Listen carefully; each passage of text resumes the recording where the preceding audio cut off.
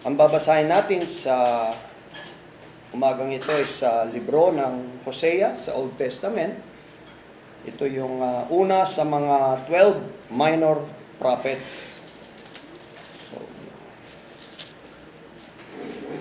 So ang magiging pagbasa nito ay every other 2 weeks, itong 12 minor prophets. So isang chapter lang ang babasahin ko at bibigyan ko kayo ng konting historical background.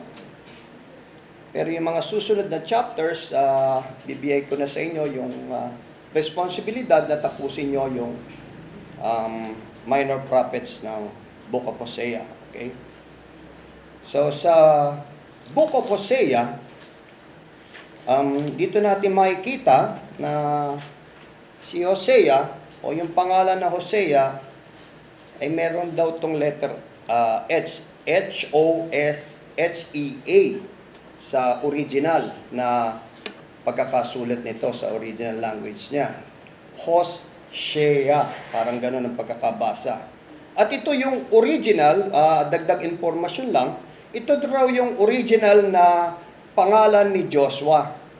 Na nung pinangalanan na ni Moises o inihayag na ni Moises yung mga 12 spies na mga kada tribe ng Israel, isa si Joshua na pinangalanan dito sa galing siya sa tribe ng Ephraim at siya yung tinawag din ni Moses o binago ang kanyang pangalan, ginawang Joshua.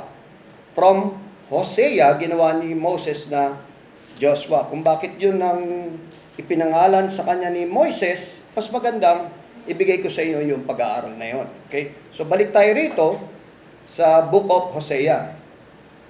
Si Hosea, kung babasahin natin mamaya rito, siya yung propeta na umabot hanggang sa time ni Hezekiah. Ibig sabihin, papaliwanag sa atin dito, nagsimula yung kanyang ministry mula sa time ni Uzziah, King Uzziah, King Jotham, King Ahaz, at King Hezekiah ng Southern Kingdom. Pero siya ay nagminister sa Northern Kingdom, under Jeroboam II. Ito yung time na sinasabi nila na nag-prosper ang Israel, ang Northern Kingdom, both militarily saka economically. Nag-prosper sila. Yung mga dating mga lupain na nasakop ng kalaban nila, nabawi ulit ni Jeroboam II. Yung kanilang economy, nag-prosper. Pero hindi porket na nakikita natin na nag-prosper sila, yumayaman sila, lumawak yung kanilang lupain, binibless sila ng Panginoon. Ito yung time na nung pinadala si Hosea, sinabi ng mga scholars, ang concern ni Hosea, primarily, ang concern niya, yung political situation ng Northern Kingdom, yung kanilang religious situation noon, at yung kanilang moral values na napakasama. Bakit nagkaganon? Yung sa politika, masyado silang umaasa sa kanilang mga allies, mga kakampi. Hindi sila umasa sa Diyos. Religiously, mas lalong dumami yung naging high places noong time ni Jeroboam II. At isa pa, yung mga moral values ng buong nasyon. Yung injustices, masyadong talamak. At ito yung time din na makikita rin natin na ginamit ng Panginoon si Hosea na sinabi niya na mag-asawa ka ng isang adulterer, ng isang harlot. Yun ay sa pangalan na si Gomer, daughter of Diblaim. Sino ba to si Gomer? Sinabi lang na siya ay harlot o siya ay isang adulterer. Bakit ganito ang naging sitwasyon? Alam natin sa isa sa mga command ng Panginoon, sa kanyang 10 Commandments, thou shall not commit adultery. Huwag kang mangangalunya. Pero bakit hinayaan o inutos, kinumand ng Panginoon kay Hosea na mag-asawa siya ng isang adulterer? Na nagkaanak siya, unang naging anak niya ay lalaki at pinangalan niyang Jezreel. Yung pangalawang anak, si Lo-ruhama, at yung pangatlo, si Lo-ammi. Bakit Jezreel? Anong gusto ipahiwatig ng Diyos? Gusto ipakita sa atin ng Diyos yung punishment na gagawin ng Panginoon sa Northern Kingdom. Yung sa ginawa ni Jehu. Si Jehu, pinagpapapatay niya yung lahat ng anak ni King Ahaz, at yung si Joram, yung anak ni King Ahaz, ay nakipagkasundo sa King of Judah, pero nilabanan sila ni Jehu. Yun yung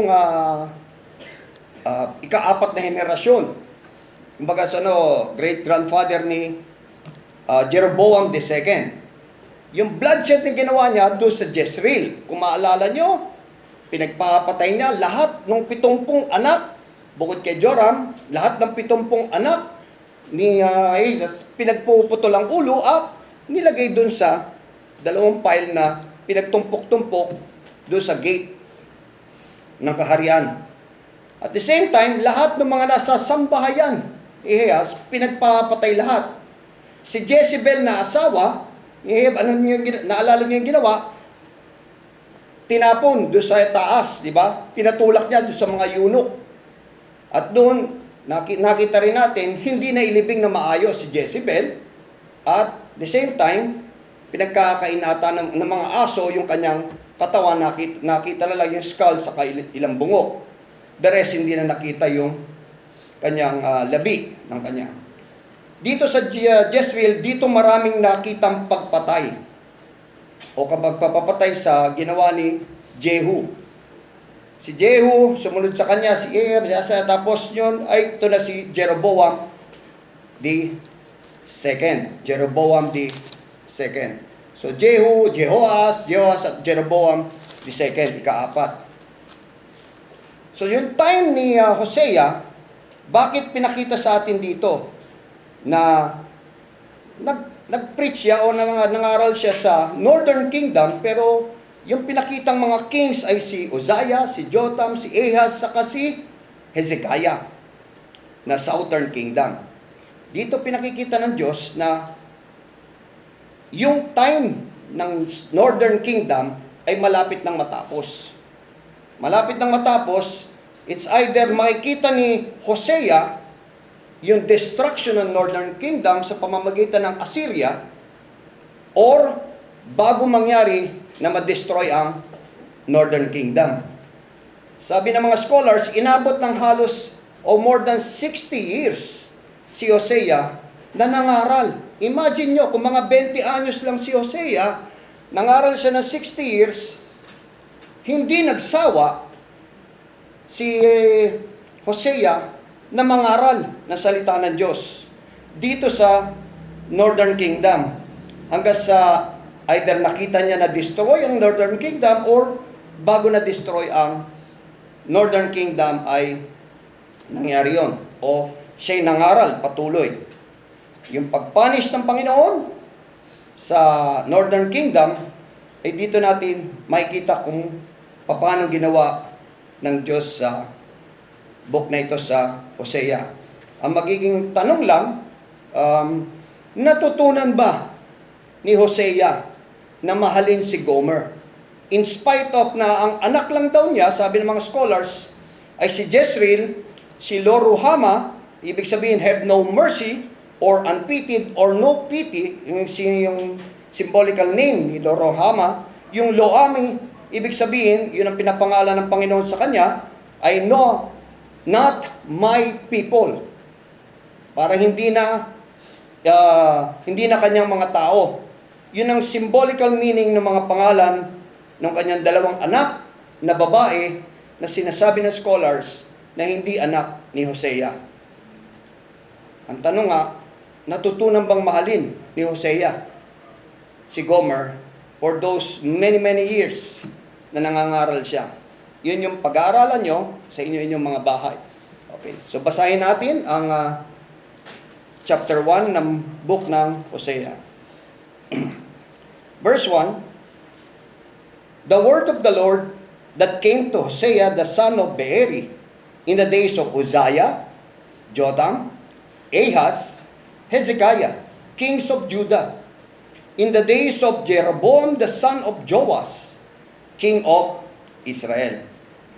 When the Lord began to speak by Hosea, the Lord said to Hosea, go, take yourself a wife of harlotry and children of harlotry, for the land has committed great harlotry by departing from the Lord.